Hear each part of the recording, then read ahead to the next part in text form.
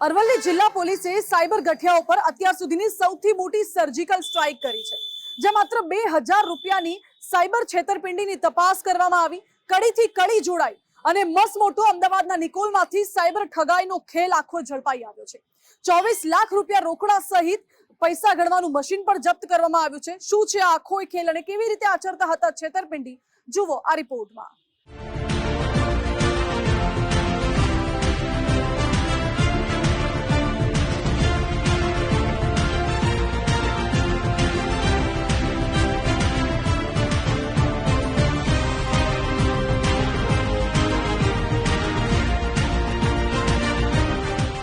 Aravalli cyber ક્રાઇમના સતર્ક જવાનોએ એક નાનકડી કડીના આધારે 1,31,00,000ની મોટી છેતરપિંડીનો પર્દાફાશ કર્યો। દક્ષિણ ભારતના કર્ણાટકથી 2000 રૂપિયાનું એક ટ્રાન્ઝેક્શન ભિલોડાના એક બેંક ખાતામાં થયું। આ શંકાસ્પદ વ્યવહારના આધારે પોલીસે થોડી ઊંડાણપૂર્વક તપાસ કરી તો મ્યુલ એકાઉન્ટ મારફતે સાયબર ઠગાઈની મોટી રકમની કરાતી હેરાફેરીનો પર્દાફાશ થયો। મૂળ રાજસ્થાનના સાંચોરના 2 શખ્સ દિનેશ માળી અને મહેન્દ્ર દિવાસી અનેક લોકોના મ્યુલ એકાઉન્ટ ઓપરેટ કરતા હોવાનું ખુલ્યું। આ ગેંગની ઠગાઈની મૂળસ ઓપરેન્ડી પણ કંઈક અલગ હતી। ઇન્સ્ટાગ્રામ પર આરોપીઓએ ફેક આઈડી બનાવી હતી, જેના થકી સોશિયલ મીડિયા પર સસ્તા ફોનની લાલચ આપવામાં આવતી હતી। જો કોઈ શખ્સ છેતરામણી જાહેરાતમાં સલવાઈને ઓર્ડર આપે તો રૂપિયા પણ ઓનલાઈન જ મંગાવતા હતા, પરંતુ રકમ અન્ય લોકોના ભાડે રાખેલા ખાતામાં ટ્રાન્સફર કરાવતા। આ ઠગ ટોળકીના સભ્યોએ મજૂરી કામ કે સામાન્ય પગાર ધારકોને સારી કમાણીની લાલચ આપીને તેમના નામે બેંક ખાતા ખોલાવી રાખ્યા હતા। આ તમામ ખાતા ધારકોને 10% કમિશન ચૂકવવામાં આવતું હતું, જ્યારે બાકીની 90% રકમનો હિસ્સો ઠગબાજો પોતાની પાસે જ રાખી મૂકતા હતા। આ ટોળકીએ અત્યાર સુધીમાં અંદાજે 1.31 કરોડના ટ્રાન્ઝેક્શન્સ કર્યા હોવાનું સામે આવ્યું છે। આ બંને આરોપીઓના ઘરે દરોડા દરમિયાન અરવલ્લી સાયબર ક્રાઇમના જવાનોએ 24 લાખ રૂપિયા રોકડા જપ્ત કર્યા છે। ભિલોડાનો જે વ્યક્તિ છે એને પૂછપરછ કરતા એના તરફથી અમને વિગત મળી કે અમદાવાદમાં કોઈ જૈન કરીને છે, એ વ્યક્તિ આ પૈસા મંગાવે છે। આ જે જૈન છે એ નામ ખોટું હતું, ડિટેલમાં તપાસ કરતા આવો કોઈ વ્યક્તિ અઠવાડિયા અમદાવાદમાં હાજર ન હતો।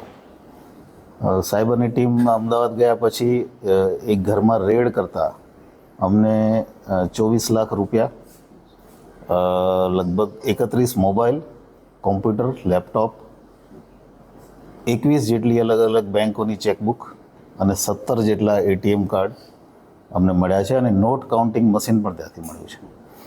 એના આધારે જે મકાન જેનું હતું એની વધારે ડિટેલમાં પૂછપરછ કરતાં અમે 2 આરોપીની અત્યારે ધરપકડ કરી છે। એક છે દિનેશ માળી કરીને, જે મૂળ રાજસ્થાનનો છે, અને બીજો છે મહેન્દ્ર કુમાર દેવાસી। બંને મૂળ રાજસ્થાન સાંચોરના છે અને અમદાવાદ રહે છે। અમદાવાદના નિકોલ વિસ્તારના એક મકાનમાં કરેલા દરોડા દરમિયાન પોલીસને 500ના દરના અનેક બંડલો મળી આવ્યા। અંદાજે 24 લાખ રૂપિયાની રોકડ ઉપરાંત 31 મોબાઈલ ફોન અને પૈસા ગણવાનું મશીન પોલીસે જપ્ત કર્યું છે, તો 20 જેટલા ક્રેડિટ કાર્ડ, 150 ગ્રામ ચાંદીનું બિસ્કિટ અને 21 બેંક ખાતાઓની વિગતો પણ પોલીસને મળી આવી છે। અરવલ્લી સાયબર ક્રાઇમે બંને આરોપી દિનેશ માળી અને મહેન્દ્ર દિવાસીના 7 દિવસના રિમાન્ડ મેળવીને વધારે પૂછપરછ શરૂ કરી છે, જેમાં વધારે સ્ફોટક ખુલાસા થવાની શક્યતા રહેલી છે। અત્યાર સુધી એના જે ઇન્ટ્રોગેશનમાં જેટલી વિગતો મળી છે એમાં કોઈ પણ લોકો જે સામાન્ય લોકો હોય, ખાસ કરીને નાની મોટી મજૂરી કરતા હોય, ચાની લારી ચલાવતા હોય, અને એમને 10% આપી દેવાનું અને ત્યાર પછી બાકીના પૈસા પોતે લઈ લેવાના, આ પ્રકારની નિયમો હતી। આવા લોકોનો સંપર્ક કરતા હતા કેવી રીતે?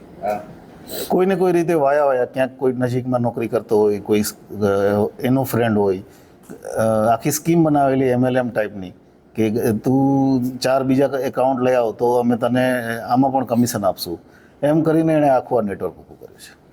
ઇન્વેસ્ટ કરતા પૈસા ઇન્વેસ્ટ હજી પ્રાથમિક છે અમારી પાસે વિગતો, પણ એને અમદાવાદમાં દુકાન લેવાનું પ્લાનિંગ હતું અને લગભગ 1.5 વર્ષથી આ પ્રકારના ધંધામાં એ ઇન્વોલ્વ છે।